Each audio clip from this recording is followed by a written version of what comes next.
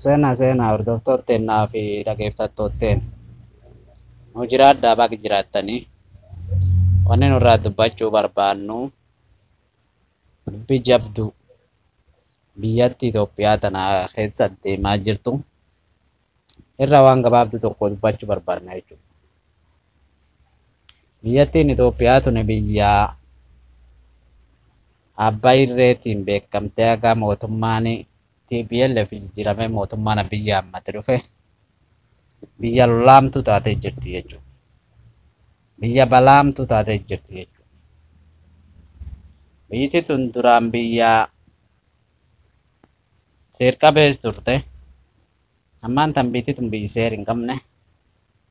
Aangoo namummaan tokko dhuunfachuu barbaadu. Ta'irraaf seerri isii hojiitti ni qabne.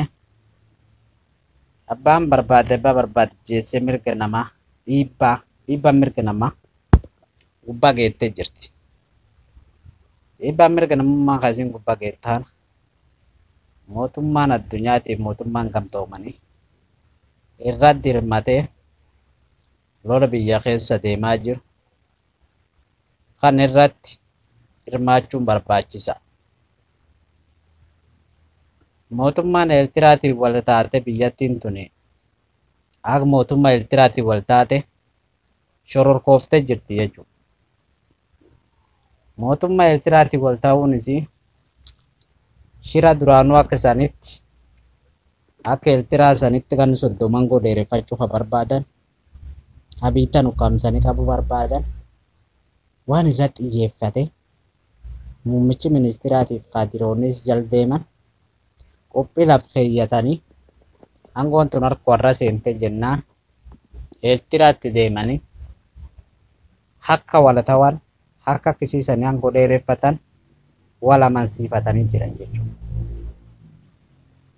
Kanaan jalqabate hooggantoota siyaasaa Oromoo hundaa'idhaan naqanii akka warri kun mircha irratti hin hirmaan akka namni sagaleen isaa dhaga'am qabdu sagaleen isaa hin dhaga'amne ukkaamsanii jiran jechuudha.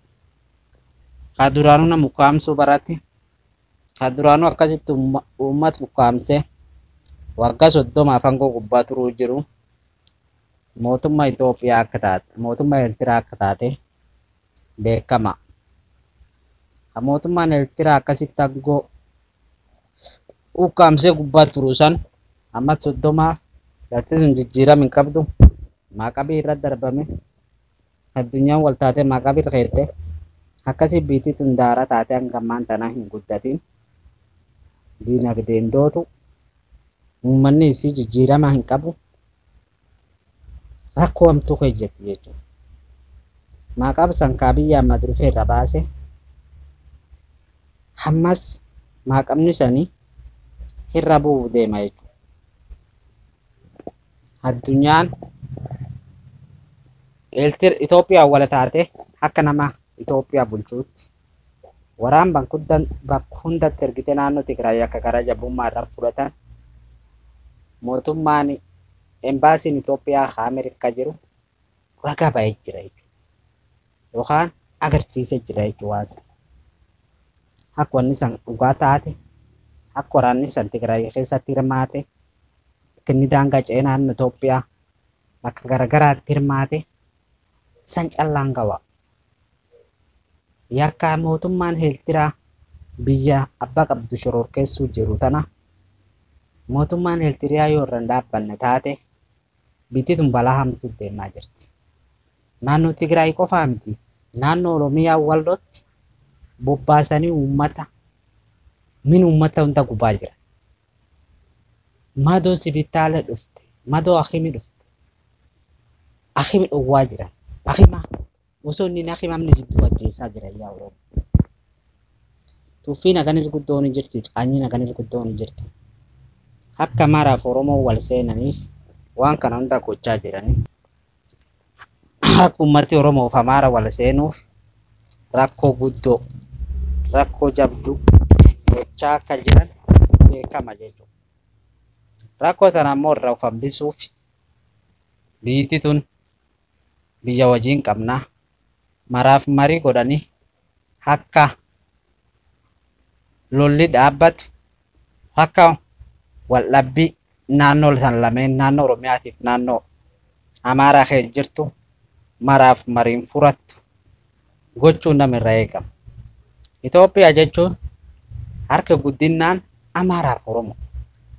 Yoo Amaaraaf Oromoo wal seente yakkamaa deemuu ta'a.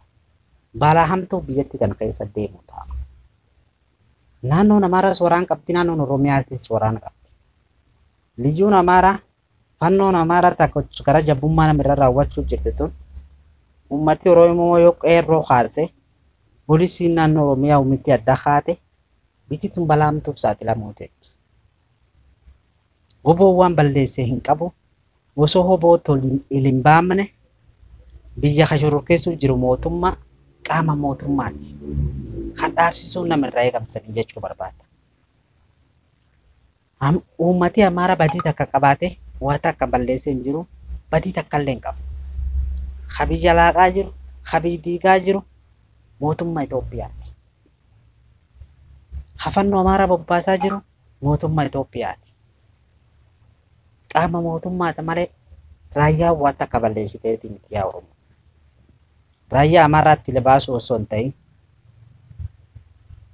maalti biyyi tana weeraruu jira, maalti biyyi tana lol itti banuu jira, namni xiinxalee yaade irra xiyyeeffachuu qaba, irra wal mari'achuu qaba.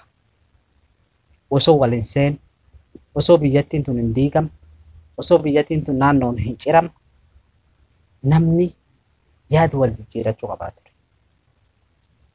Lolli naannoo Oromiyaa irra gaggeeffamu naannoo Amaaraa hanqachuuf hin ta'u. Lolli naannoo Amaaraa irra gaggeeffamu naannoo Oromiyaa hanqachuu hin ta'u. Lolli naannoo Oromiyaa irra gaggeeffamu naannoo Somaaliyaa hanqachuu hin ta'u.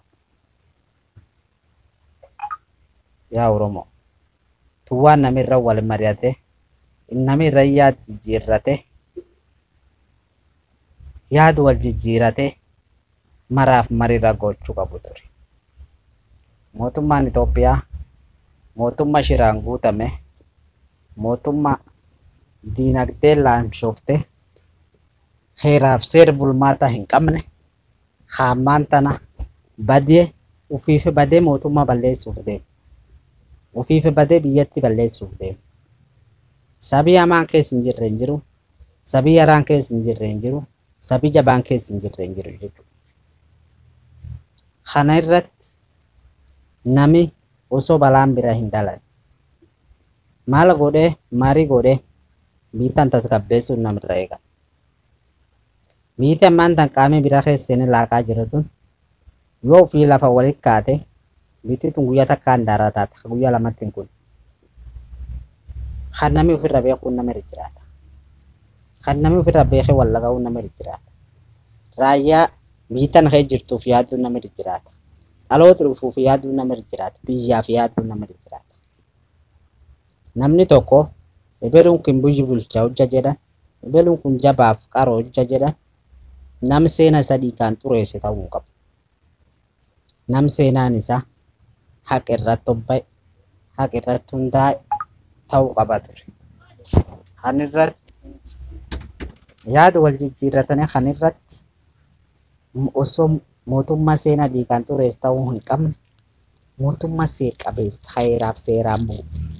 Hangoo waggaa shaniin deemtu tana waggaa shanii yoo hangoon tante dhumte hangoon amma kenne ta'uu qabda malee mootummaa seenaa sadii kan xureesse mootummaa balaaleffatama akka Liibiyaaf ta'uu taasan namni gochuun qabu ture.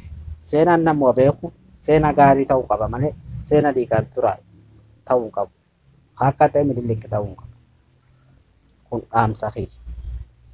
Namni tokko yoo balleesse jabaawwan balleessu jabaawwan midhaasa malee waan ammaatti ni qajeelcha malee wayyaku jechuudha.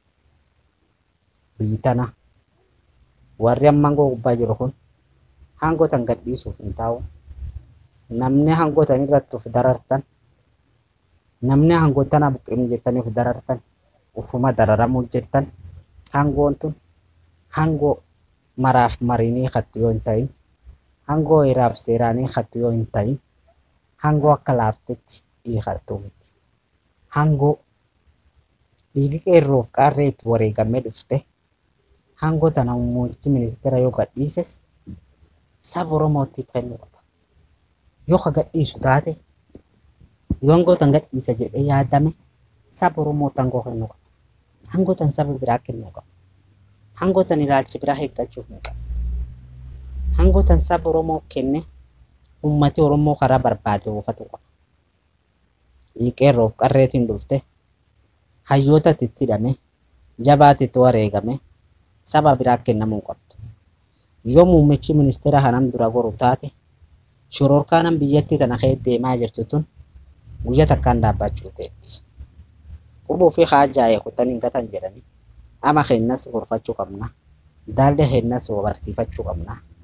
Uummati Oromoo, uummati Amaaraa wal dhageenne akka harka wal qaban isaanii jechuu barbaada. Lolli nama bu'aa buusuuf hin qabu.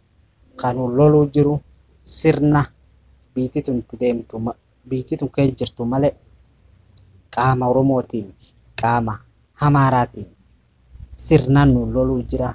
Sirnaan nu loluu jiru tokko taane osoo waliin ilaalle osoo walii jaliin ilaalle hadhaabsinu.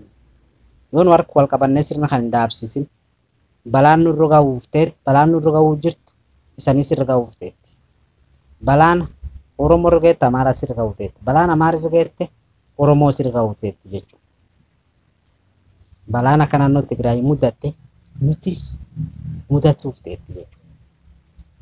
Wal dhageenyee dhaabsisuun nurra eegaa. Yaada wal jijjiirannee nutiin uummata mootummaa harka micciiruu qabna. Kana madhaa jiru mootummaa, kan waliin nan buusaa jiru mootummaa, bololan gootii fedhanii, dheebu'an gootii fedhanii, saba walii fixuun, saba wal waraansisuun hin barbaachisu. Waan seenaa xureessaati, waan furmaata nu hin goone ofirra dhaabsinu sanii jechuu barbaada. Yoo kana taane wal dhageenye tan ofirra dhaabsinu malee deemnee galma hin geenyu, deemnee abbaa biyyaa ta'uu hin deemnu. Kan irratti yaada wal jijjiiranne wal cina dhaabbanne nuti raayyaa haa oboon adamsi. Oboon tun waraan Oromoo hagaar jiru dhiira biyyaaf qabsoofte abbaa biyyaati. Yoo isiin nutti hin balleessin yoo isiin sirnaan loluu jiraatte sirna kana nuti qabannee loluu hin qabna malee obootti labaasuu hin qabu. Oboon Amaaraatu guyyaa takka ajjeesee hin beeku. Mootummaan ofii ajjeeseeti. Mootummaan ofii balleesseeti. Oboo karaa godhateetti deema. Ofii Oromoo ajjeeseeti obootti ajjeesee. Ofii saba Amaaraa ajjeeseetti obootti ajjeesee. Tu waan itti wal nu nyaachisan, waan itti wal nu haasisan, waan itti wal nu nyaachaniif waan itti wal haasisan tana uummanni sabaaf sablammoonni xiinxalee ofirra beekuu nama jiraata. Maraaf marii waliin godhe nagaa jidduu teenyatti buusuun nurra jiraata. Nuti yoo biyyattii nagaa qabaatte biyya tana bulchine waliin taa'uu dandeenya. Yoo biyyattiin tun nagaa hin qabne biyya tana keessa waliin jiraachuu hin dandeenyu. Hartis dubbina edda, anis dubbisi eega nama wal jala eega jechuudha. Wanni takka yoo taate namni walii ka'u. Walii ka'iitiin walii kaan biyya tanaaf balaa guddoo. Sabaaf sablammootaaf jaarsa jaarti nu keessa jiruuf hin fuutu. Waan namaaf hin fuune namni fagootti arge irraa of eeguun barbaachisa. Kan irratti namni keenya yaada wal jijjiirate kan lolaa jiru sirna osoo Amaaraatiin kaan sirnaan lollu yaa Oromoo yaa sabaaf sablammoota haa wal dhageenyu harka wal qabannu. Biyyi tun biyya abbaa qabdu biyya seer qabeetti seenaa isii xureessuu jiran seenaa kana osoo hin xuroomne abbaan biyyaa haadha qabu saniin jechuu barbaada. Abbaan biyyaa haadha qabu saniin jechuu barbaada. Yoo dhaqqabne hasabbi tokkollee miini wal dhageetti maraaf marii mootummaan sirna deemaa jiru kan harka micciirree halafaan geenu saniin jechuu barbaada. Kan irratti hundaa'aa kan irra yaadu wal jijjiiradhaa. Hidhamtootteen taa'idhaa jirtu tabadii takka malee dararamuu jirtu hidhaa baamne mootummaan kun hakkinni karaa heeraaf seeraa deebisanii jechuu barbaada. Kan irratti yaadu wal jijjiiranne namni biyyuufiitu hin tolchin biyyi namaa hin tolchu nama biyyuufii diigee biyya teenya diiguufas deemu dura dhaabbannu sanii jechuu barbaada. Namni biyyuu fi dhiiga biyya teenna barbaada deemu ka Itoophiyaa bulchuuf yaada qabu namicha gad wiixifatu kana hakka ofirra deebinu hakka walitti qaban hakki tanirra wal dhageen isaniin jechuu barbaada. Wanni kun yoo nu hamtuu hin dhaabbatin balaa hamtu jidduu teenatti uumuteetti balaa osoo siin hin dhumne haalatti hanqachuun namirra eegama. Hogguu balaan nu seente bala tan of keessa baasuun akka jabaa feeti. Haan isanii dhaamuu barbaadu kana waliin gaggawaa sheer godhaa sheerriif laayikii sabiskiraaybii nama nu gargaara isaniin jechuu barbaada. Sheer godhaa waliin gaggayaa galatoo.